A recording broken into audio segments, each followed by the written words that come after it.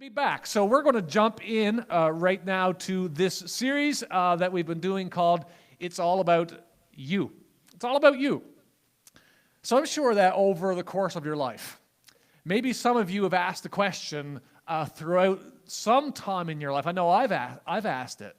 How can people who are raised in the exact same home, by the exact same parents, with the exact same values, with the exact same rules, practices, opportunities, etc., end up being what? So different. How can they end up being completely different people?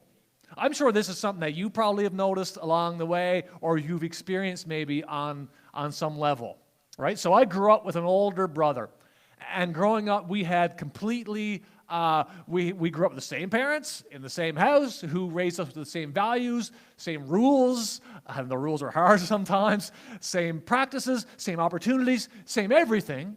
But as we kind of grew, we ended up having completely different interests. We had different social networks. We had different personalities.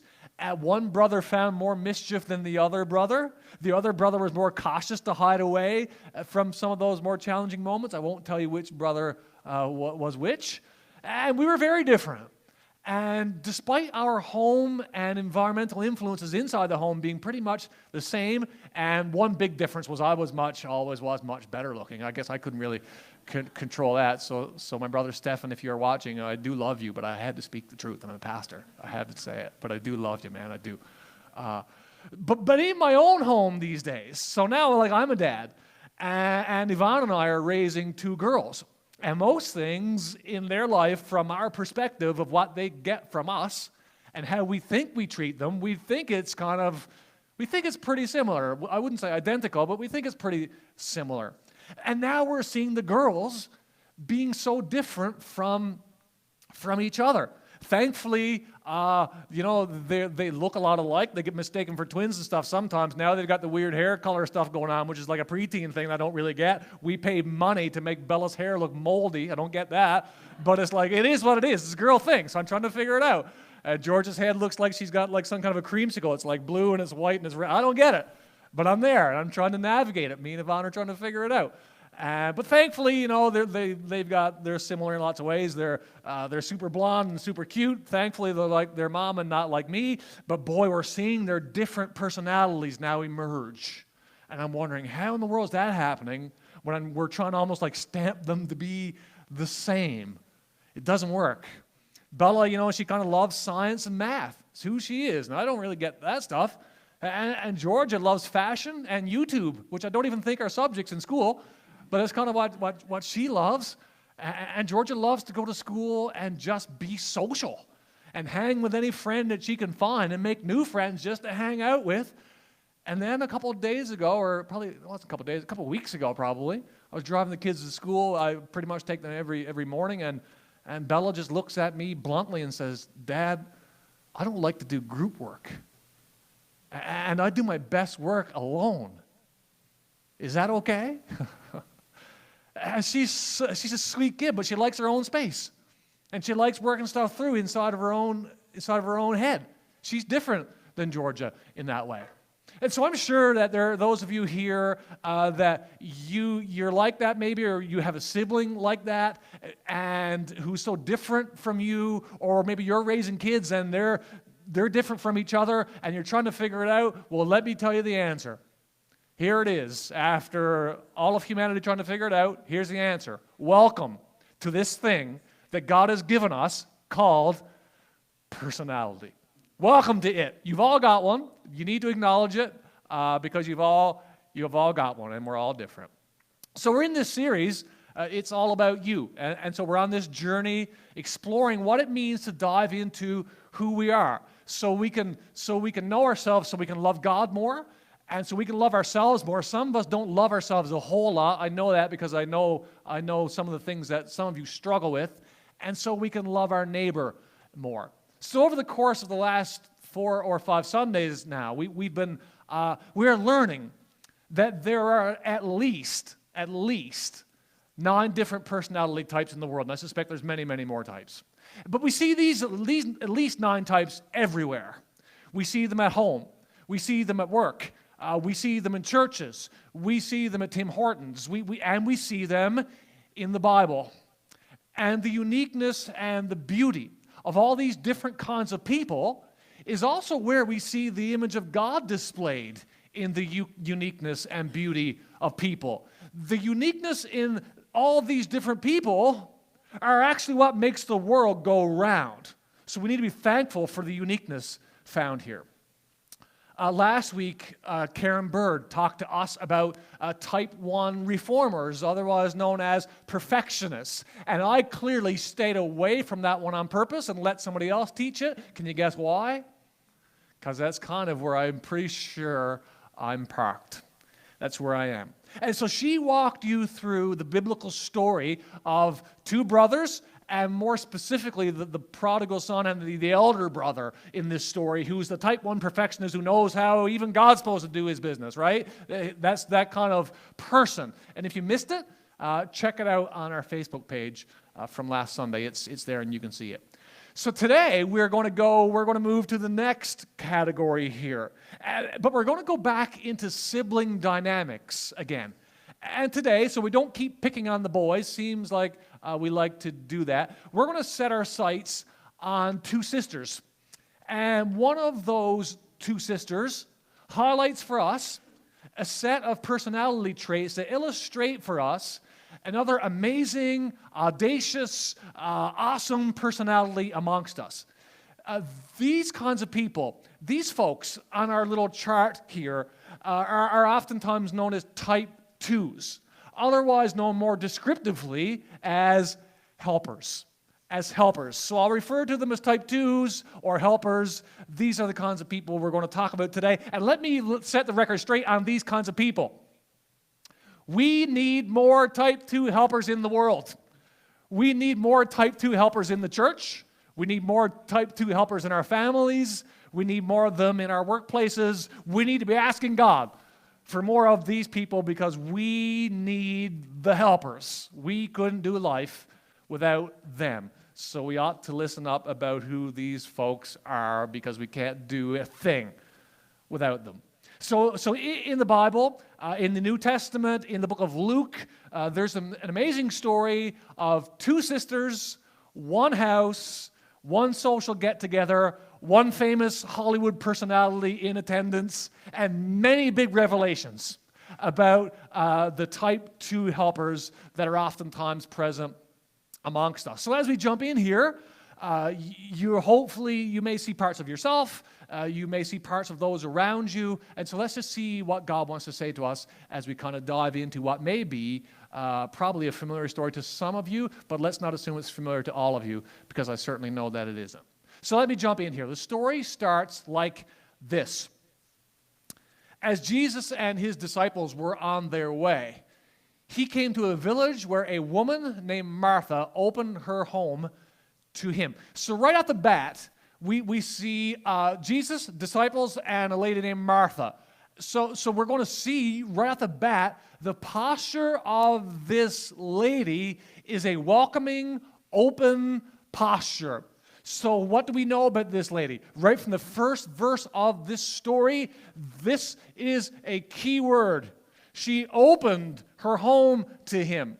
She opened it. We're going to see as we kind of get into the story that opening something in this culture, opening your home in this culture, it's not just opening the door. It's not just kind of unlocking the door and maybe somebody can come in. From my kind of East Coast culture, I remember one night kind of sitting there in an empty church-owned residence. Yvonne and I just moved into this new church, and we're sitting on the floor because we didn't have furniture at the time. And I remember getting up to go to the washroom and coming back out, and there was just another couple sitting on the floor, and I don't really know where they came from. They just kind of came in. They didn't knock. They kind of just opened the door themselves and took off their shoes and came up and sat down in our empty living room and just introduced themselves. I guess we didn't open the door. They opened it themselves. So there's this piece. There's this hospitality piece that might not be as recognizable in our culture, but in this culture, opening your home to someone was a very, very big deal. So clearly her posture is she's a welcomer. She's a helper. She opened her home to him. So helpers, what do? Obviously, they help. Any chance they get, they will help. That's what they do. They don't need to think about it. They don't need to process it. She probably didn't need to pray about the fact that there's a guy coming through town with his disciples, and they may need a place to go. God, please let me know if it's my job to open my home to these people. She probably didn't need to do that.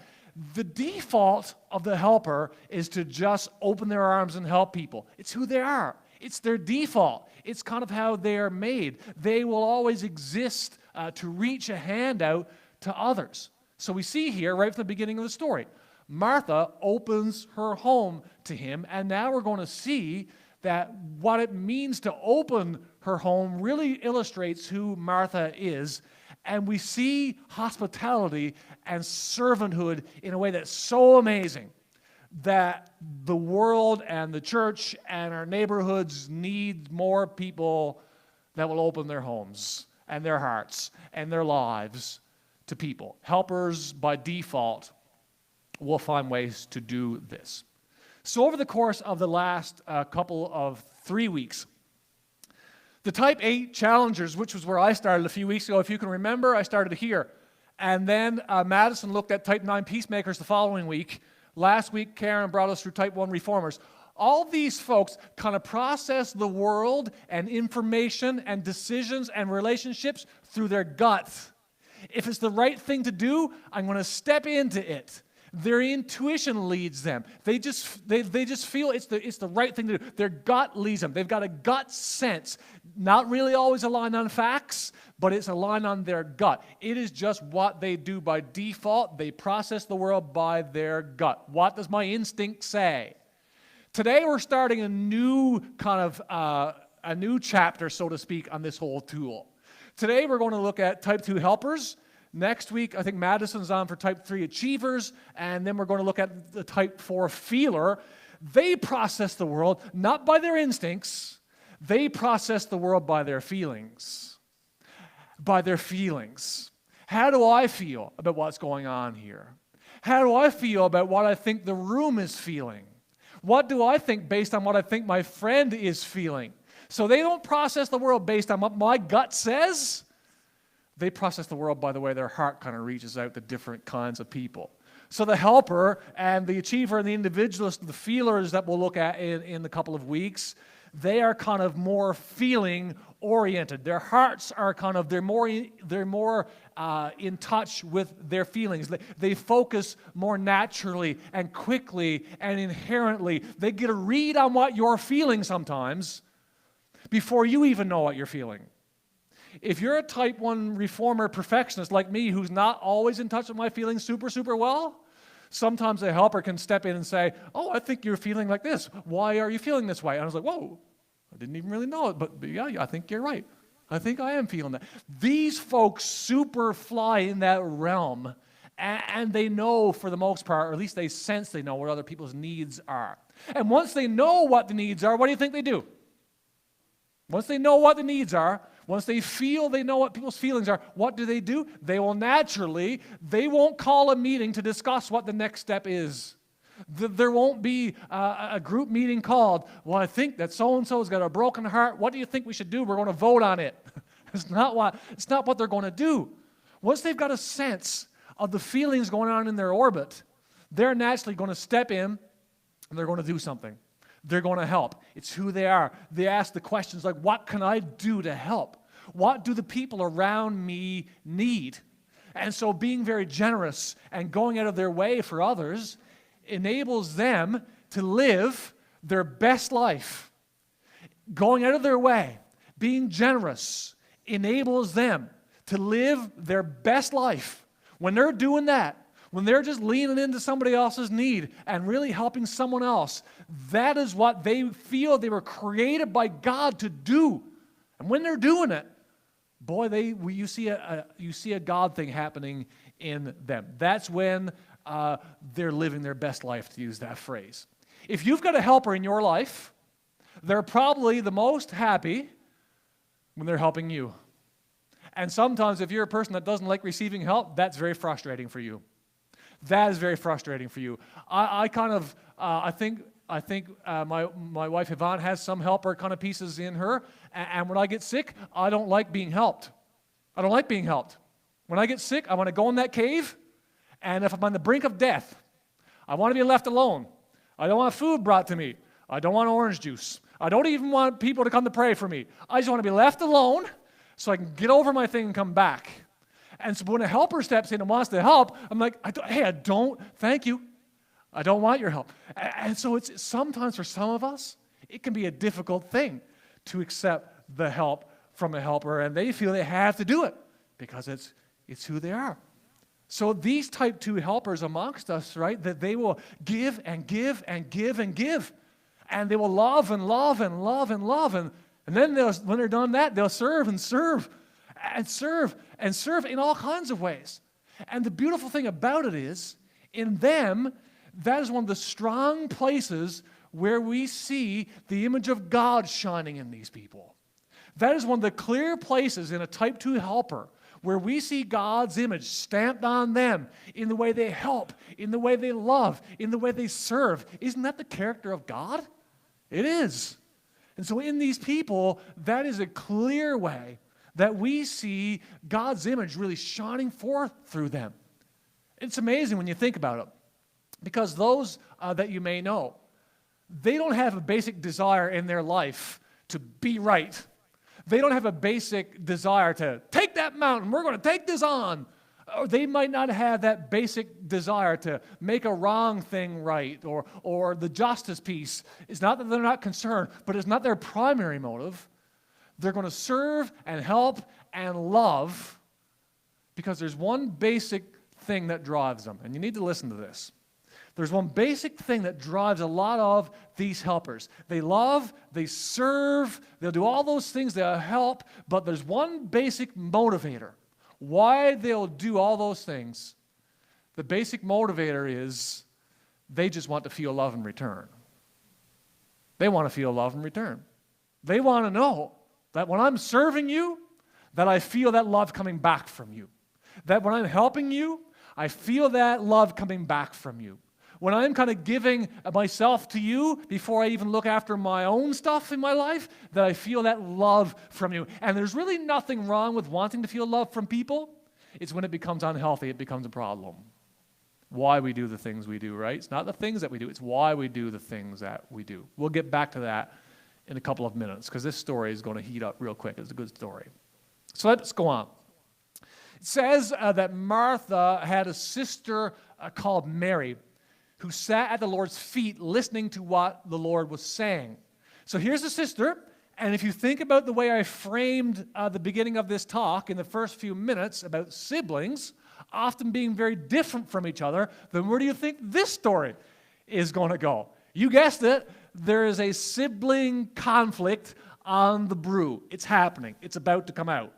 Martha's the helper, and so she opens the home to strangers pretty much. She's got a big heart. There's an open door. She's giving love so she can feel love. She just wants to be appreciated, and there's nothing really wrong with that. But of course, the sister, Mary, of course she's going to pitch in, right? Of course she's going to jump in and make this whole party thing work out, right? Obviously, if you know the story, you know that I'm being facetious. She doesn't. It's not her gig. She didn't set this whole thing up in the beginning. And so as we kind of look at this, I mean, this is not like a group of traveling salesmen who are kind of coming through town here. This is a guy who claims to be God, traveling with his closest followers. So it's not very often that this kind of opportunity arises. I bet most of you can't even remember the last time that you served God coffee and fruitcake in your living room. Probably wasn't last week for most of you. So the pressure is now on the helper. It's on Martha to make this work. But we see that the sister Mary, she's got different ideas. Why? Because she's got a different personality. They may be sisters, maybe raised in the same home. I don't know about all the parents and all the pieces, but they don't see the world the same just because they're sisters. You don't have to see the world the same, and you probably won't. Why? Because they've got their own what? Personalities. And so now we're going to see hers. rather than kind of showing us the type 2 helper, which she clearly isn't, who would probably just jump in and help make this whole thing work, she chooses to take advantage of what's a very unique opportunity to sit in the living room and listen to this guy teach.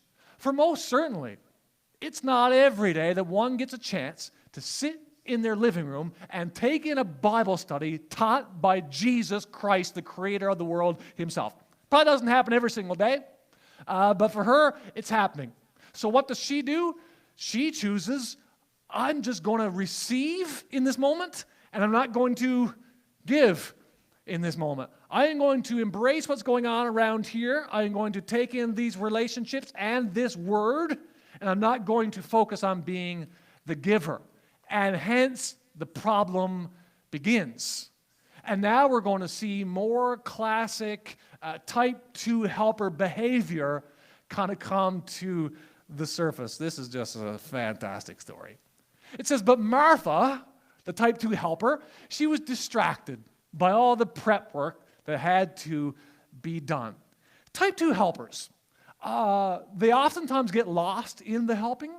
They'll do the helping, jump in and just kind of do the helping, and just really they're in it to win it. But sometimes they lose the moment. Sometimes they lose the actual relationship piece that's going on here. What's actually happening here? And they can be very easily distracted by just doing the active component of helping and not really picking up strongly on some of the relational cues that's happening, or even the more important, broader thing that's happening in the room. So you'll notice here that Martha wasn't distracted she wasn't distracted or lost in the teaching. She was lost and distracted in the fact that the tablecloth wasn't clean. She was lost and distracted in the fact that she hadn't vacuumed since Tuesday. And now this guy and his disciples are here. That's the kind of stuff. She was distracted by the fact that the soup needs to be on the stove for another 25 minutes yet before I can go and really take in what's going on here. She was distracted by all the prep work that had to be done. Helpers are oftentimes distracted by that thing. And the thing in itself that they're doing, it's a good thing. It's an honorable thing. But the person's also there too. What's going on in the person's life that maybe you might need to listen to? Helpers at their best. You know, they're loving people. They're caring. They're generous. They know, for the most part, what people are feeling. They know who's hurting, and they'll jump in. They want to know how everybody around them are doing emotionally. These people are like, we are drawn to these people like bees are drawn to honey. We are drawn to these people like Shane Sims is drawn to the Mandarin buffet on Wellington Street. We are drawn to these people. We are sucked in to these people because we just feel the warmth and the caring and the generosity. They are, as I've kind of read this week, they are some of the most warm and tactile people amongst us. Man, they just move easily between people. There's no choreographing, what do I need to say to break into that conversation? There's no trying to think, what do I need to say to kind of start a conversation with so-and-so? To be honest, for me, I need to do that. If I see you in the back and there's 2 or 3 having a conversation and I kind of feel I just want to kind of see what's going on there, I will stop and back up for a minute and think, what's a good line in? What's a good thing to say before I kind of approach here? I had to do it. I can't help it. I'm emotionally not connected that well. If I don't do that work, I'll just stand up and stare at you and you'll look at me like I'm totally weird. And you're kind of like, hey man, like what's going on? And I still won't have a good word to say. But that's not the case for these type 2 feelers. They kind of know these pieces, and it's what they do natural. They love to jump on their white horse and save the day for those of us that need help. Somebody wrote this as I was reading this week, and I loved it. Said they are first responders in moments of crisis in people's lives, and the last to leave a dinner party if the dishes are undone. True enough, isn't it? Even they're the last to leave a church family dinner if the dishes are undone. Shameless plug, but you don't need to be a type 2 helper to do the dishes around here after a family dinner. Please feel free to stick around even if you're not a 2. The 2s, the 2s need to be needed. There's this sense they need to be needed. And in the throes of all this, there are things about them that they can sometimes be blind towards. Because in the midst of all the helping and being focused so much on helping and then getting distracted by what's actually going on, there's some things that kind of can come out of them that kind of we need to be aware of. The two's helper side. And I know I'm not a two myself, I don't think, but I've worked in churches long enough to know that I've worked with plenty of people who are probably type 2 helpers to a large degree, and many of them feel used and underappreciated. That's something we need to think about and track forward on in a few moments. Let's track the story some more first. So the story continues. Martha comes to Jesus and says, Lord, don't you care that Mary, my sister, has left me to do all the work of preparation here? I mean, the soup needs tending by myself. Tell her to help me. So up to this point, we've seen a type 2 helper kind of at their best. Now we're about to see what happens when a type 2 helper gets stressed, when they lean towards some of their stress points. Martha loves to serve and host and prepare and scan the room and find out what people need and meet the need and just busy themselves in that way. She kind of gets a sense of what's going on in people's lives so she can meet those needs, but then it's easy to get distracted and all that stuff. But let's remember something. In the beginning of this story, so now we see the type 2 helper leaning into Jesus saying, hey, you see what's going on here? She should be stepping in to help. Man, this soup is going to burn on the stove. Think about this for a second. Back up to the beginning of the story. Martha issued the invitation into the house. It wasn't Mary. Martha started this chain of events in the beginning. Martha's antennas were out. She sensed there's a need here, and I'm going to help, and I'm going to bring this group in. I'm going to help them. Mary probably didn't sign up for this. But now she's involved. And now Martha thinks she should be involved in a way that Mary didn't plan on being involved. She just wanted to listen. But Martha was the one who set this whole thing up. Mary wasn't the one that we see, according to Scripture, out doing the invitation. But now Martha has expectations for the people around her, that she shouldn't be the only helper here. And now what you're seeing is indicative of what happens to helpers oftentimes when they're drifting towards stress. Sometimes their servanthood and their sweetness goes on pause, and their claws can come out for a few minutes. When the helpers amongst us sometimes feel underappreciated or underhelped, they can take on some of the behaviors of a type 8 challenger when they're not doing so well. And if you remember, and I know you remember everything I say, so if you remember some of the more unhealthy characteristics of a type 8 challenger, sometimes they can be demanding and controlling and unhappy, and this is what you're now going to do. Sometimes when a type 2 helper is not doing so well, they will drift into some of those places, and now we're seeing it in Martha. Hey, you need to step in, and you need to start helping around here. And when a type 2 helper starts to exhibit some of these personality traits, it is not the best side of them. It's not even normal for them. It's not their best side. But it is a side of them that we need to be aware of. Sometimes when they don't feel noticed for their help, you'll know about it. Maybe it's not that they don't need extra help from you, but sometimes it's just the fact that they didn't feel noticed. They didn't feel noticed. And I've gotten this a lot over the years because of my role, and lots of volunteers who jump in are what? They're type 2 helpers. And I have learned, and I'm still not the most skilled at this, type 2 helpers sometimes, even though they might not need help, they just want to know they're appreciated and they're loved. So team up here, appreciate you guys, love you guys. Please keep doing what you're doing for the kingdom. We need you. Those of you that are here serving in any capacity, our tech people, our sound people, our coffee people, anybody here that jumps in for the work of the ministry, thank you. You are appreciated, you're loved. I don't say it enough. I hardly say it at all sometimes. But if you need to hear that, and if you don't need to hear that, I need to say it. That's a part of my growth. It's thank you very, very, very much on behalf of the kingdom, on behalf of the Lord of the church for what you do. You're teaching our Sunday school. God bless you. God bless you. We need you. Because if it weren't for the helpers amongst us, where would we be? Think about it. It scares me. Where would we be? We'd be in a sad spot, man. Tons of needs would not get met. Tons of people that just need a shoulder to cry on. They wouldn't get one. Tons of kids programs that we just need someone to be faithful when there's 3 kids. Wouldn't happen. People that just need support through sickness, they wouldn't get support.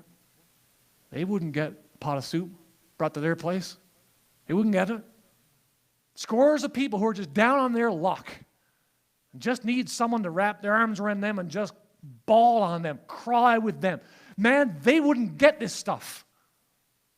If it wasn't for the helpers that naturally and very tactfully and with tactile grace just float in there and just make it happen. Think about it. Where would we be without them? But there's the thing, right? We oftentimes don't know it if we're not really a type 2 helper ourselves. But sometimes these folks have hard times asking for help themselves. Why?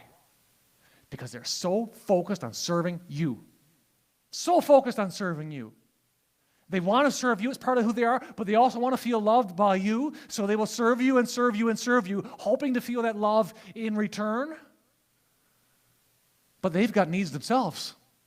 And I know sometimes that they're not great at asking for it. As a matter of fact, if you're here today and you're listening to this, and you think this might be a part of who you are, one of your growth edges, one of the ways I want to encourage you, push you forward, is learn to ask people for help. In this text, we see that Martha doesn't ask for it until she's what? Overwhelmed. She's probably a little angry, and she's got more on her plate than she can handle. Then she asks. Don't wait for that. Step in. Ask somebody. Ask us. Sometimes maybe we're just waiting for you to ask, but we don't think sometimes we need to ask you because your superpower is helping, and we don't think that you need us. And inside, you may have a Martha kind of, you're pushing down, you're just ready to freak out because no one's asked if they can help you. Ask. We'd love to help. Some of us, we're just not connected in the way that we even sense that you need it because you're so strong in this way. We just feel that you've got it. And we don't lean into you maybe the way we should. So if this is where you are, this is a core growth piece for you. Because they'll just give and give and give and give and give and give and give until the day they come to you and say, I quit. They're so burnt out you didn't even see it coming. You just thought all along, boy, they were doing their thing, man. Fantastic, awesome. I never thought there was a weakness in their armor. And all of a sudden, they just come to you totally exhausted and depleted and the whole thing. And I just can't do this anymore, Shane. I'm done. What do you mean you're done? Man, I watched you even this morning. You were serving with gusto. But inside, there was a Martha who was screaming, help me. But they just didn't do it. So I want to encourage you, if that's where you are, please accept this as a growth edge. We would love to step alongside you and help you grow in this way. And just as the helper has a basic desire to kind of feel loved, they also have oftentimes have a very basic fear of being unwanted. And sometimes this can be the thing that drives them towards helping. I just need to prove that I'm needed around here. I'm needed in this family, or I'm needed in this workplace, or I'm needed in this church. I just need to prove that there's this deep thing inside you that you just don't feel wanted. And the way that to kind of feel needed is just to serve everywhere so that they see my worth and they feel my worth and they kind of know what I bring to the table. Sometimes there's this deep fear of being unwanted that just drives the type 2 helper to kind of just serve to a place where they eventually burn themselves out. They will love on others till they completely and utterly exhaust themselves. And if this is not where you are, listen to me. We cannot let them do that. It's not fair. It's not fair. I've served in the church long enough to know that we will do this like no one's business. We will let 2s burn themselves to the ground lots of times. And we won't step in to help them. Martha probably just has this deep piece of wanting to be loved by those around her. Her identity's wrapped up in it. There's something in her and helpers like that are just terrified of not being loved, and they're just going to help and host and serve and give and love on others to prove it to themselves that they're needed. And if you think about that, that can be a very draining way to live your life. So, thankfully, Jesus speaks into all this. Here we go.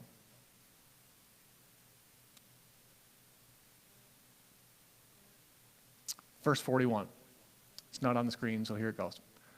Martha, Martha, the Lord answered, you are worried and upset about many things, but indeed, there's only one thing needed here. Mary has chosen the thing that's best. And the thing that she's chosen, I'm not going to take that away from her so she can do the prep work.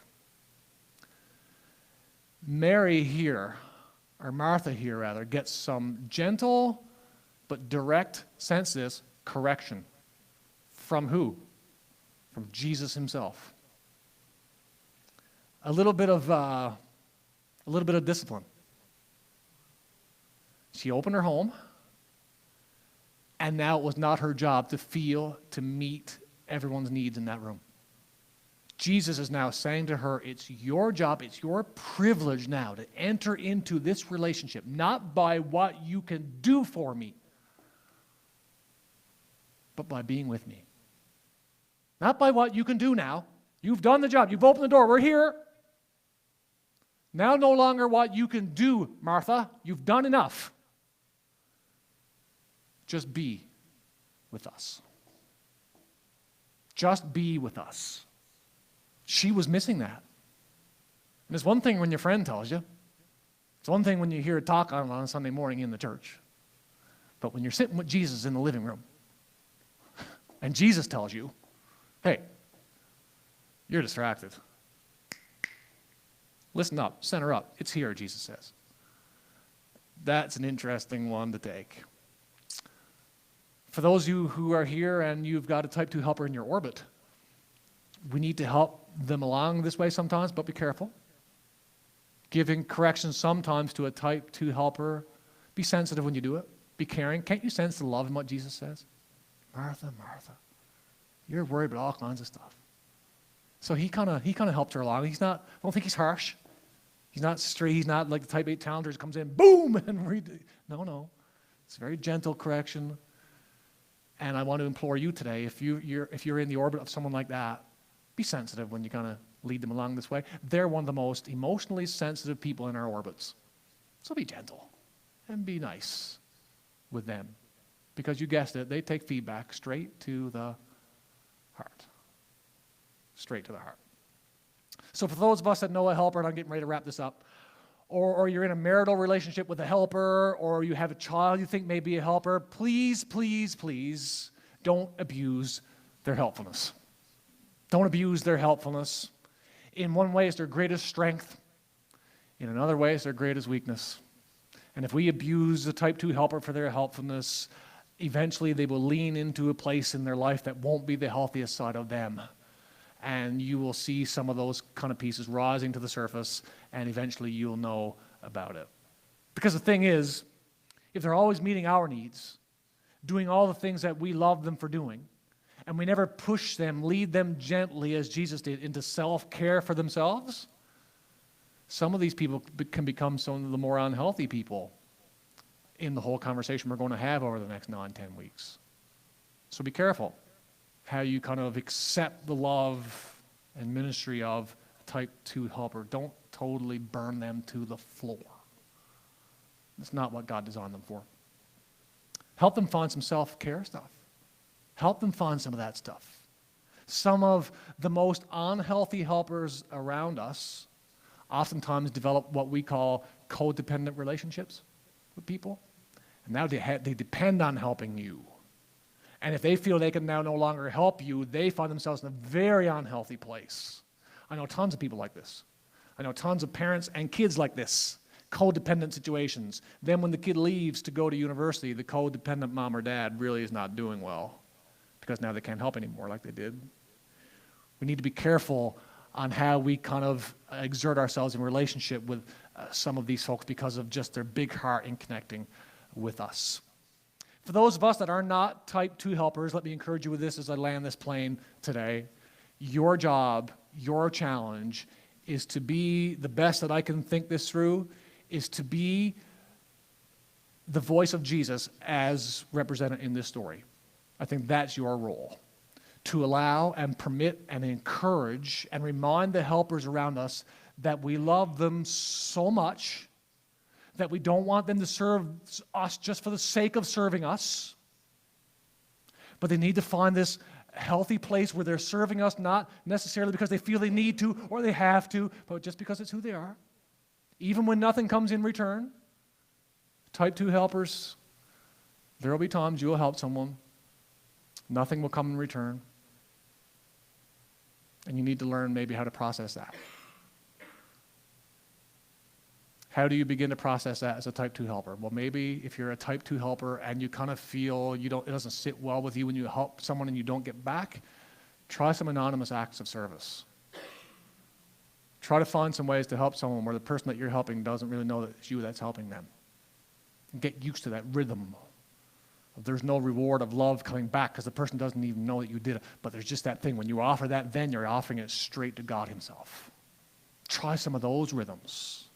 And the one that you are really looking for the reward from God himself, always sees what you do and always sees how you help. And so today, if you feel that you're probably landing a little bit here, as I kind of end this, I give the challenge to those of us that don't land here, that we just kind of love you and we don't abuse your helpfulness and we acknowledge how important you are. But today I want to tell you as a type 2 helper, if that's where you are, where you're landing, you are so, so loved. I don't know how your families would do it without you. I don't. I don't know how churches would exist without you. I really don't. I don't really know how. I bet you some of the places that are ranked the best places to work are probably not voted the best places to work because they've got the highest number of type 1 perfectionists in them. That's just going to get the job done and not talk to anybody because I'm going to go to my cubicle and that's where I live. I like it. Probably because there's lots of type 2 helpers in that organization. And they just love on each other and it becomes a little family. So if that's where you are, just want to tell you that. If it were not for you, needs around here wouldn't get met. Needs in our workplaces wouldn't get met. Our families wouldn't get met. In neighborhood stuff wouldn't get met. So we're very thankful for you. And my final note, second final note, I got to tell the truth. Be keenly aware that you are loved by God, not because of what you do. You're not loved by God because of what you do. You are not loved by God because you are a helper. You are loved by God because you are a child of God. And even if you did not help, God would still love you. You're not loved because of the things you do. You're not loved because of the things that you can bring to the table. You are loved because you're a child of God and you don't need to prove yourself that you're worthy of love by continually serving others because that's how you get your love. Stop doing that. Serve God out of a joyful heart, but don't feel you need to do it to be loved because that's not how he gauges love. He gauges love by the fact that you are a child of God, he sent Jesus for you, and that is why God loves you. Not because of the fact that you did the dishes after the church family dinner, but I would probably love you if you did that. But that's not why Jesus loves you. So take some time for yourself. Don't reflexively say yes to every single thing that we ask you to do. You don't need to do that. Take some time to ask yourself about your own feelings. You come in here and you wonder how we're all doing. Thank you. We need you. But go home today and ask yourself how you're doing. Find out how you're doing. Give yourself some self-care today. Develop some of those self-care muscles, and because we need you to be healthy. Because if you're not, the rest of us are going to be in bad shape. You are one of the most sensitive, and beautiful, helpful people amongst us, and without you, life will be so terribly difficult. So please look after yourselves, even before you look after the rest of us. That is the word of the Lord today. So, there's a prayer I kind of want to bring forward, if I can kind of get my slide to it. Here we go. I brought one of these forward the last time I spoke, and I want to bring this one forward. It was written, I thought it was beautiful. It's simply called The Gospel Twos Need to Believe. It says, because Jesus' grace is sufficient, I'm free to assume the posture of a child, admit my neediness, and walk in humility. His grace is sufficient for me, so I don't have to feel shame related to my needs and my weakness. And in Christ, I have a high priest who's able to sympathize with me since Jesus became man. In essence, Jesus became needy so that I can be needy with him without the feeling of shame. The incarnation and the cross tell me how much God wants me. Not because of what you do, it's because of the cross. Thankful that the gospel speaks into every one of our lives. So Jesus, today I thank you for the beautiful way that you've made us.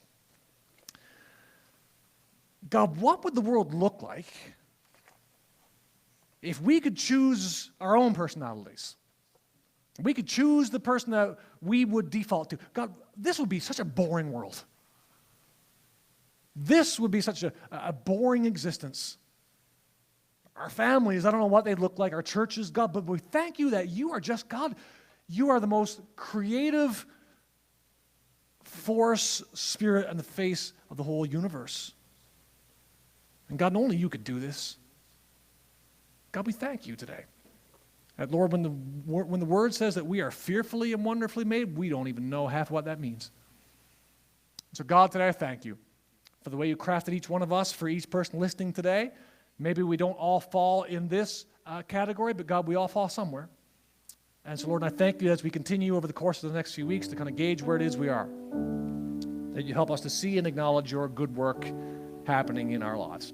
So, Lord, I pray for us all today. Thank you so much for the type 2s around us who do so much, embrace so much, work so hard, just meet those needs every way they can. Thank you for them. But God, today I pray you just help them to maybe take a step back, take a breather, open their arms and just receive what it is that you have for them. But those of us in the church may be able to offer them. And God, that they would just learn to sit at your feet and enjoy your presence in their lives. I thank you for this today, God. Spirit, speak to us, I pray. In Christ's name, amen.